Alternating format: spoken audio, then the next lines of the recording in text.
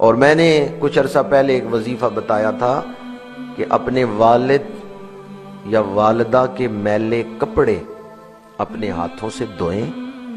اور جب اپنے ہاتھوں سے باپ کے میلے کپڑے دھو چکے ہیں تو پھر انہی ہاتھوں کو پھیلائیں،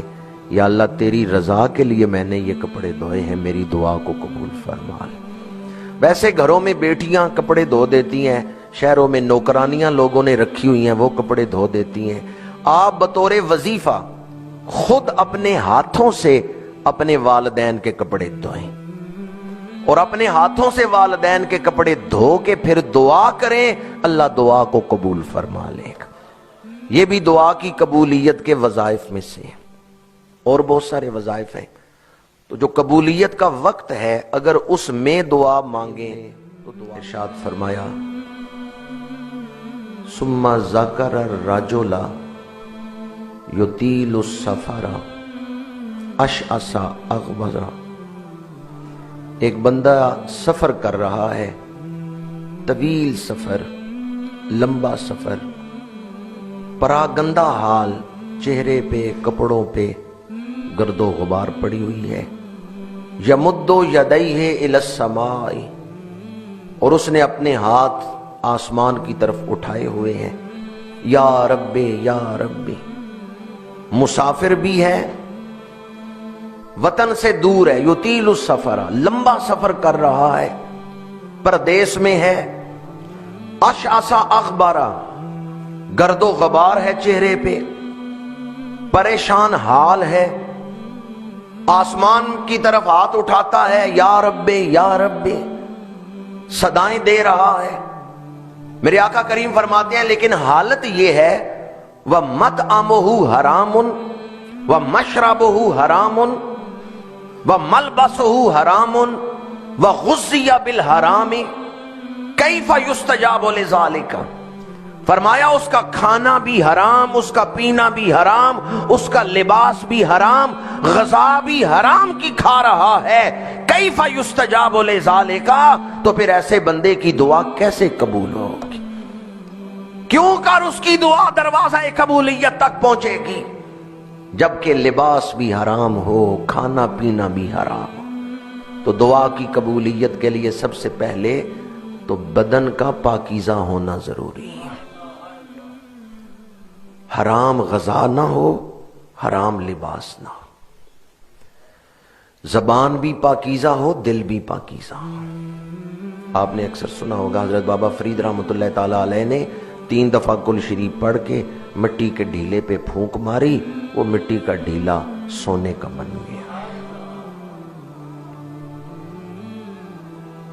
وہ مسافر جن کو آپ نے وہ مٹی کا ڈھیلا سونے کا بنا کے دیا،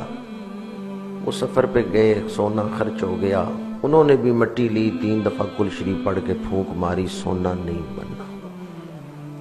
واپسی کے سفر میں جب بابا صاحب کے پاس آئے تو انہوں نے واقعہ بیان کیا، آپ نے فرمایا زبان بھی تو فرید کی ہونی چاہیے، قرآن کی برکتوں میں تو کوئی شک نہیں ہے، پر قرآن پڑھنے والے کی زبان میں بھی تو پاکیزگی ہونی چاہیے۔ تو دعا کے لیے پہلی چیز جو ہے کہ انسان کا جسم پاکیزہ ہو، غذا پاکیزہ ہو، لباس پاکیزہ ہو، زبان پاکیزہ ہو، غیبت جھوٹ چغلی سے بچنے والی زبان ہو، دل پاکیزہ ہو۔ دوسری چیز،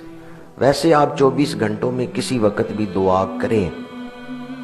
دعا کے لیے وقت کی پابندی نہیں ہے کہ اس وقت دعا نہ کریں، کسی وقت بھی آپ دعا کر سکتے ہیں، اجیب دعوت الداعی اذا دعان، لیکن کچھ وقت ایسے ہیں جن میں دعا جلدی قبول ہوتی ہے۔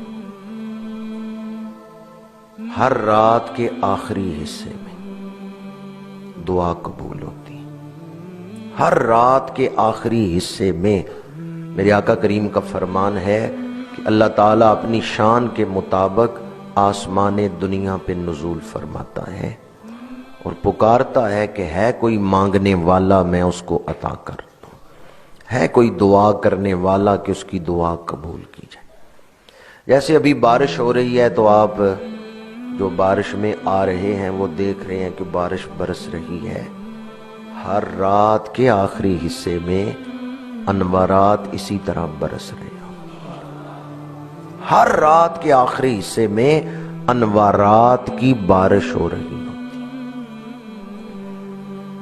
اس لیے رات کے آخری حصے کو، آخری وقت کو ضائع نہ کریں، وہ دعا کی قبولیت کا وقت ہے۔ حضرت یعقوب علیہ السلام کے پاس آپ کے بیٹے آئے جنہوں نے حضرت یوسف علیہ السلام پہ ظلم کیا تھا۔ انہیں احساس ہوا کہ ہم نے گناہ کیا ہے، غلطی ہوئی ہے، تو حضرت یعقوب علیہ السلام سے عرض کرتے ہیں ابا جان آپ ہمارے لیے دعا فرمائیں، ہمارے لیے بخشش طلب کریں، اللہ ہمیں معاف کر دے۔ تو حضرت یعقوب علیہ السلام نے فرمایا کہ میں ان قریب تمہارے لیے دعا کروں گا۔ اس وقت فوراً آپ نے دعا نہیں کی، بلکہ رات کے آخری حصے میں اٹھ کے پھر آپ نے دعا فرمائی۔ تو ہر رات کا آخری حصہ جو ہے یہ دعا کی قبولیت کا وقت ہے۔ دوسرا وقت قبولیت کا، جمعۃ المبارک کے دن کوئی ایک گھڑی ایسی ہے جس میں دعا قبول ہوتی ہے، یا تو دو خطبوں کے درمیان یا عصر اور مغرب کے درمیان۔ اس لیے جب دو خطبے ہوتے ہیں تو بڑی احتیاط سے، ادب سے سننے چاہیے، اور دو خطبوں کے درمیانی جو وقت ہے وہ قبولیت کا وقت ہے۔ یا پھر عصر سے مغرب،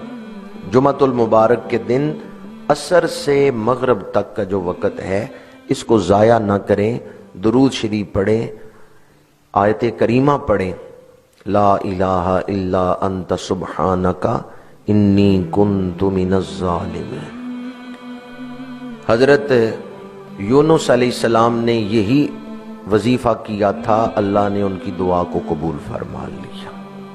لا الہ الا انت سبحانک انی کنت من الظالمین۔ عصر کے بعد یہ وظیفہ، جمعۃ المبارک کے دن عصر کے بعد یہ وظیفہ پڑھیں اور دعا کریں، یا اللہ جس طرح انہیں مچھلی کے پیٹ سے تو نے کنارے پہ ڈال دیا تھا، جن حالات کے پیٹ میں میں ہوں، جو حالات میرے لیے مچھلی کا پیٹ بنے ہوئے ہیں کہ میں ان میں قید ہو چکا ہوں، یا اللہ مجھے بھی ان سے نجات عطا فرما۔ تو قبولیت کے وقت میں دعا کی جائے تو دعا جلدی قبول ہو جاتی ہے۔ جب بارش ہو رہی ہو یہ بھی دعا کی قبولیت کا وقت ہوتا ہے۔ صدقہ دینے کے بعد دعا کریں، جو ہی آپ نے صدقہ دیا اس وقت دعا کریں، یہ دعا کی قبولیت کا